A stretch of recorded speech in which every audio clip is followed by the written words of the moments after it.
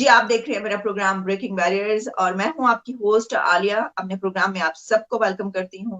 और आज एक बार फिर हमारे प्रोग्राम में शरीक हो रहे हैं प्रोफेसर डॉक्टर इश्तियाक अहमद साहब, जो कि अब इंडिया से तशरीफ ला चुके हैं। उनसे हमने बहुत सी बातें की, बहुत से प्रोग्राम्स किए और इस वक्त वो स्वीडन में मौजूद है। डॉक्टर साहब, thank you so much for joining my show once again. बहुत बहुत शुक्रिया आपकी इनविटेशन का, Alia ji. Thank you so much. Doctor साहब, एक तो ये कि एक दो खबरें ऐसी आ रही थी, जिस तरह एक हमें हमारा एक मुआहिदा हुआ है ईरान के साथ ट्रेड का, और हमने उसमें ये कहा है कि 5 इयर्स का ये एग्रीमेंट होगा जिसमें हम अपनी ट्रेड बढ़ाएंगे और जो स्ट्रेटेजिक ट्रेड है उसके मुतालिक हम उसको बढ़ाएंगे। और इसमें कोई कहा जा रहा है कि $5 बिलियन तक जो है वो ट्रेड बढ़ने के इम्कान है या पहुंची। तो सर, जो मैं आपसे बात का आगाज करना चाहूंगी वो ये है कि हमारे जो प्राइम मिनिस्टर साहब है, उन्होंने जब स्पीच की उसके कई पहलुओं पे हमने बात की, लेकिन एक उन्होंने ये बात की कि अब हम जो है मुकाबला है इंडिया से वो हम इकोनॉमी में करेंगे। हमारी इकोनॉमी में अब के साथ जो है ये रेस होगी और मुकाबला होगा। तो आप इसको कैसे देखते हैं कि क्या इंडिया जिस जगह पर अब पहुंच चुका है, हमने क्या बहुत देर नहीं कर दी? क्या हम ये मुकाबला उनके साथ कर सकते हैं इकोनॉमी में? मुझे समझ नहीं आई कि prime minister of Pakistan Shehbaz Sharif को यह कहने की क्या जरूरत है। यानी ट्रेड का पहले मुकाबला मिलिट्री का करते रहे हैं तो वो नाकाम हो गए हैं, तो अब ट्रेड का करेंगे तो फिर क्या हो जाएगा? कहाँ इंडिया की ट्रेड का लेवल है और कहाँ पाकिस्तान का मुकाबला है? आप ये कहें कि हम पाकिस्तान की इकोनॉमी को बेहतर करने के लिए नई पॉलिसीज लेके आ रहे हैं। मसलन ईरान के साथ हमारी ट्रेड अगले 5 साल में $5 बिलियन तक बढ़ जाएगी, तो ये बहुत खुशी की खबर है। ये खबर अपनी जगह एक, अगर ये सीरियस है और वाकई होता है तो पाकिस्तान को इसमें फ़ायदा ही फ़ायदा, और हम लोगों को वेलकम करना चाहिए।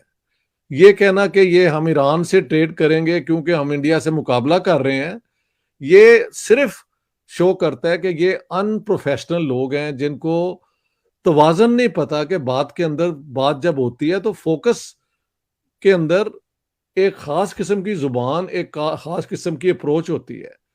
ये इंडिया के साथ मुकाबला तो नहीं है, ये तो ट्रेड पॉलिसीज पाकिस्तान की बेहतर करने को है। इसका इंडिया से मुकाबला करने की क्या जरूरत है? ये एक वो है फिक्सेशन पाकिस्तान लीडर्स की, सबकी, कि जो भी ये करें ये मुकाबला इंडिया से ही कर रहे होते हैं। So I think that is an unnecessary, irrelevant point to raise, to justify और एक्सप्लेन कि ईरान के साथ हमारी ट्रेड बढ़ेगी। ईरान के साथ अगर ट्रेड बढ़ेगी तो ये खुशी की खबर है। ईरान के साथ हमारे अच्छे ताल्लुकात होने चाहिए, तो वो अपनी जगह एक, मैं समझता हूँ अच्छी खबर है, गुड गुड न्यूज़। जी। बट इसका मुकाबला इंडिया से करने का I don't see the relevance. लेकिन पाकिस्तान का लेवल पॉलिटिकल डिस्कोर्स का जो है बहुत पुअर है, बहुत लो है। और शहबाज शरीफ का हमने तो सुना था बहुत ही क्लेवर आदमी है और भाई से ज्यादा वो शातिर है, and so on. Not the speeches और स्टेटमेंट्स ही makes, they are very unprofessional. मगर जी। ठीक है, ठीक है, न्यूज़ गुड है, न्यूज़ गुड है। जी बिल्कुल। डॉक्टर साहब, वो बल्कि काफी उनकी जो उन्होंने स्पीच की उस हवाले से और इंडिया में बात की, काफी उसके ऊपर उनसे से बात हो रही है, क्योंकि उस दौरान उन्होंने ये भी कहा कि हाँ ठीक है, मैं एस्टेब्लिशमेंट का बंदा हूँ, लोग कहते हैं मुझे इससे फर्क नहीं पड़ता। तो वो बड़ी अजीब सी बात हाँ हो नहीं, गई। वो ठीक है। हमने ये सोच लिया, इतने सालों में हम ये बात करते आ रहे हैं ना। तो ट्रेड ईरान से आप स्टार्ट कर रहे हैं और आप ये कह रहे हैं कि हम इकोनॉमी में अब मुकाबला इंडिया से करेंगे, लेकिन हम्म। इंडिया से ट्रेड नहीं कर रहे। तो हाँ ये, जी। लेकिन इंडिया से ट्रेड नहीं कर रहे स्टार्ट।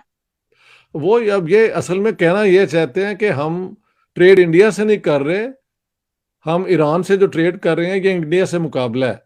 तो जो एलिमेंट्री लॉजिक होती है ना, जिसमें एक बात समझ आती है, वहीं से पता लग जाता है कि इनको कोई पता नहीं कि बात कैसे करते हैं।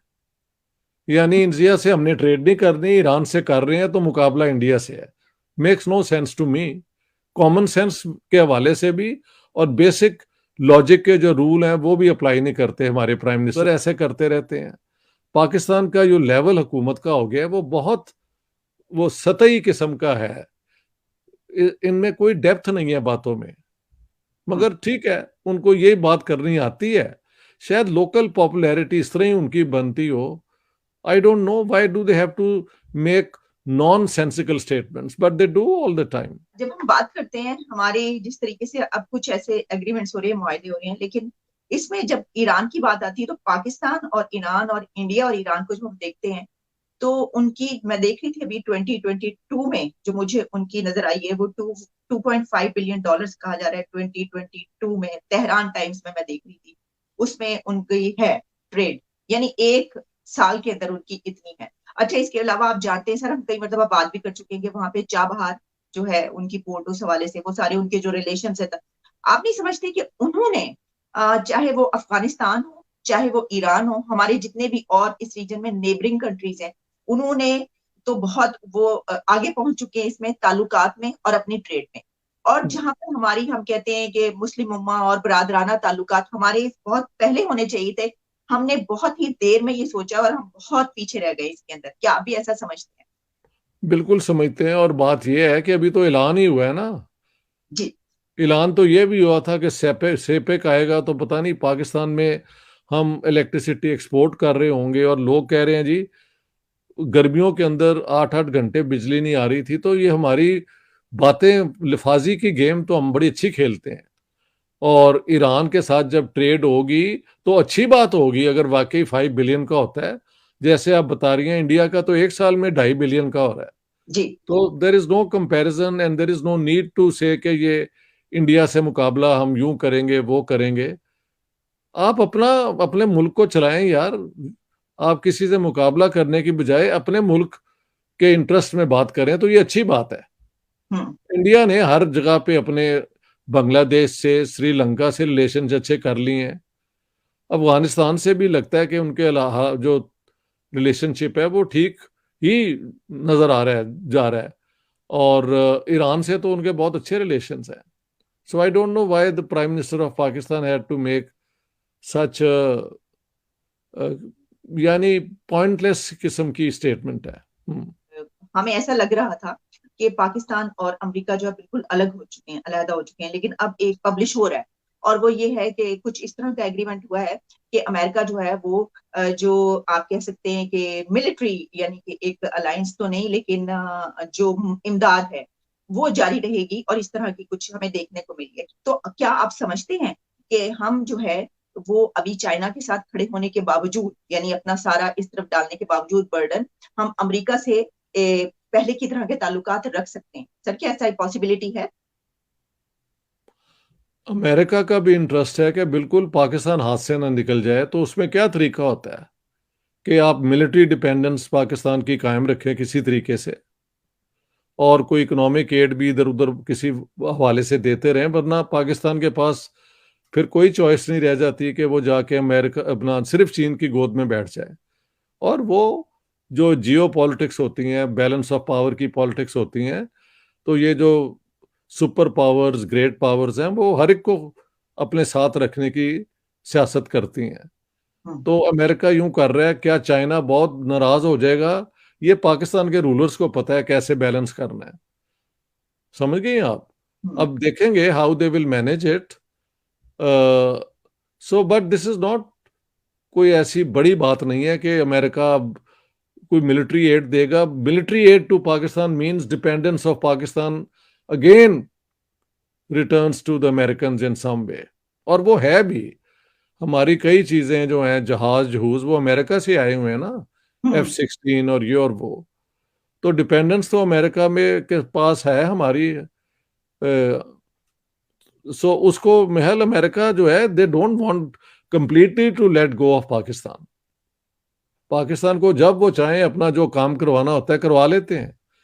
तो किसी ना किसी तरीके से तो इन्फ्लुएंस जब वो रखते हैं तो उसमें military add, military support, financial aid, दोनों चीजें होती हैं. I think America also has an interest in retaining influence in Pakistan and not letting Pakistan go entirely in the lap of the Chinese. और महल पाकिस्तान की जो रूलर्स हैं उनको भी समझ आती है, क्योंकि चाइना भी एक अपने तरीके से ही मदद करता है ना. उसने हमें कोई इतनी ज्यादा फाइनेंशियल सपोर्ट तो नहीं दी चाइनीज ने.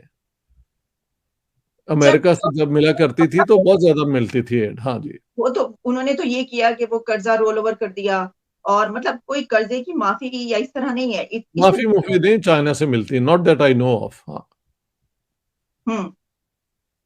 तो आप समझते हैं कि वो जो जिस तरीके की मदद जो है जो अमेरिका से मिलती है, वैसी चाइना से हमें नहीं मिल सकती।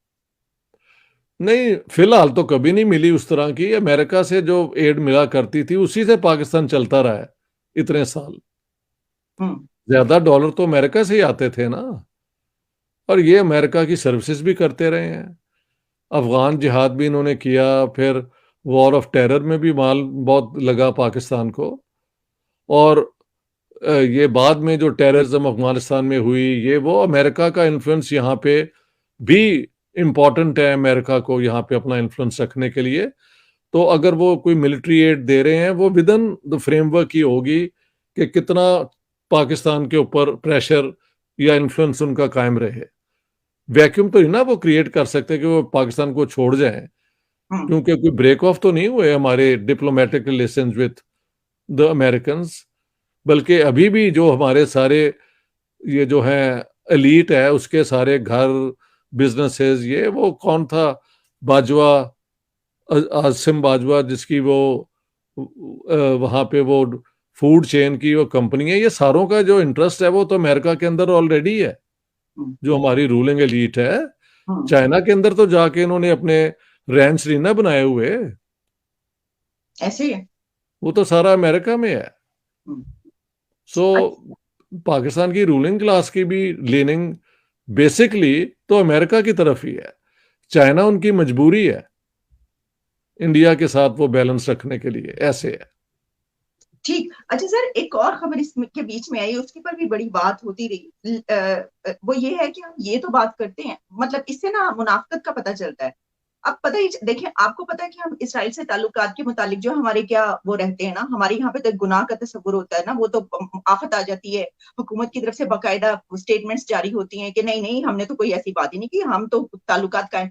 तो उसी के बीच ही आया कि जो वहां की टेक्नोलॉजी है वो हम ले रहे हैं। और वहां पे फिर ये पता चला कि जी एक जो मोबाइल फोन हैक करने वाली इसराइल की टेक्नोलॉजी है वो यहाँ पर ली गई है। आपको पता है ना कि इस तरह की टेक्नोलॉजीज जो है वो मुख्तलिफ कंट्री, और छुप के हम ये कर रहे हैं कि उनकी टेक्नोलॉजीज लेकर यहाँ पर ऐसे काम कर रहे हैं। लेकिन जब ताल्लुकात की बात आती है तो हम कहते हैं कि नहीं। तो ये भी तो सर, ये जो हम बात करें इस वक्त रिलेशंस की, और तो इसमें हम ये इतनी मुनाफकत क्यों? वो इसराइल वाले समझते होंगे कि इनकी मजबूरियां क्या हैं, लेकिन अगर वो टेक्नोलॉजी दे रहे हैं तो कुछ इंटरेस्ट में दे रहे होंगे ना, और पाकिस्तान वो पूरा कर रहा होगा वो पूरी रिक्वायरमेंट्स। सो पाकिस्तान की ये जो मुनाफकत है वो इतनी ओपन हो चुकी है दुनिया में कि लोग समझते हैं ये इनका नॉर्मल बिहेवियर है। हम्म। पब्लिक में जो मर्जी ये कहते रहें, प्राइवेटली ये हमारे साथ वही बात करेंगे जो इनको सूट करती है और हमारा उसमें इंटरेस्ट है।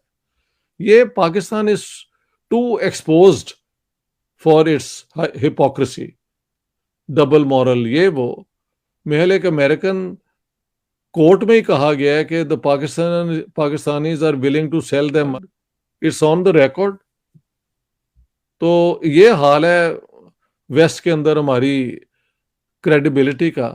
हम्म। तो हम मुनाफिक हैं, झूठ बोलते हैं, धोखा देते हैं, वो हमारी हर बात के साथ एसोसिएटेड है। हम्म। ये कोई नई बात नहीं है जी। जी। डॉक्टर साहब, जो ये सारा आखिर में मैं एक अलग से मेरे जहन में, क्योंकि पहले से ही सवाल था तो मैं आपसे अब ये करना चाहूंगी। हमने कई एक प्रोग्राम्स किए इंडिया से, आपकी जो भी विजिट रहा, क्या आप कोई किताब वगैरह इसके ऊपर लिखना चाहेंगे, या आगे हम देखेंगे कि ये जो आपका विजिट हुआ इस दौरान आपका कुछ इस तरह की याददाश्तें हमें पढ़ने को मिले आगे? बिल्कुल, ये किताब लिखनी है मैंने। असल में बीच में आ गया, ये मुझे दावत आ गई है कनाडा से अच्छा। कि आप वहाँ पे कनाडा में the first South Asian literary festival हो रहा है, और उन्होंने मुझे बुलाया है as one of the main speaker जो होते हैं। ये हम्म। उनकी बड़ी मेहरबानी है। तो अगस्त के आखिरी हफ्ते में मैं वहाँ जा रहा हूँ। फिर जब मैं वहाँ जा रहा हूँ तो बॉस्टन में मेरे दोस्त हैं चंद्रपाल शर्मा, उनके पास जाऊँगा। और बाद में मेरे दोस्त हैं आबिद कामरान, जो वॉशिंगटन डीसी में रहते हैं, एक हफ्ता उनके पास रहूंगा। और 14 सितंबर को मैं वापस आ जाऊंगा स्टॉकहोम में। उसके बाद फिर मैं अपनी ये किताब जो है ना, पाकिस्तान का टूर जिसमें आपकी मुलाकात का भी जिक्र होगा, वी मेट इन लाहौर, जी जी और फिर एक पोर्शन होगा इंडिया की विजिट का। तो ये हमेशा के लिए एक वो हो जाएगा जो मुझे यादें हैं, कौन मिला, क्या हुआ, क्योंकि हर दिन की मैंने पिक्चर्स भी तो अपलोड की हुई है ना। ये एक बड़ा अच्छा टेक्निक मिल गया है कि फेसबुक में मेरी किताब का हर सफ़ा जो है उसकी बैकग्राउंड पहले से तैयार है। So it is not going to be a difficult theoretical book or anything. It's just going to give my impressions, मुझे कौन मिला, क्या मैंने देखा, क्या हो रहा है। तो बहुत लोग कह रहे हैं कि we are waiting for your book. वो शुरू मैंने अभी काम करना था, लेकिन ये 3 हफ्ते अब अमेरिका, नॉर्थ अमेरिका में, कनाडा, नॉर्थ अमेरिका में मैं रह के आऊंगा, and then I will start working on it. That's great sir. आपने जो बात की तस्वीरों की, तो आपकी फेसबुक की पिक्चर जब हम प्रोग्राम्स करते हैं तो मैंने अपने कई प्रोग्राम्स में जो है वो आपकी फेसबुक की पिक्चर्स ऐड की आपके प्रोग्राम्स के दौरान। जी जी। बात है उस तरह, तो ये आप सही कह रहे हैं कि ये एक बड़ा अच्छा तरीका है कि आपका एक रिकॉर्ड बनता जाता है और वो रिकॉर्ड उसी तरीके से रहेगा। बिल्कुल उसी तरह से है, हर दिन का है ना, तो हाँ। मेरे से वो कोई चीज मैं मिस भी नहीं करूंगा। So the book is already ready, उसको सिर्फ वर्डिंग देनी है और वो में हल हो जाएगा काम। हाँ ठीक ठीक ठीक। तो जी डॉक्टर जी, साहब, thank you so much for your precious time sir, बहुत बहुत शुक्रिया। आपने बहुत बहुत मेहरबानी। प्रोग्राम के ऑलवेज अ लिए pleasure talking to you, always a pleasure. Thank you ji.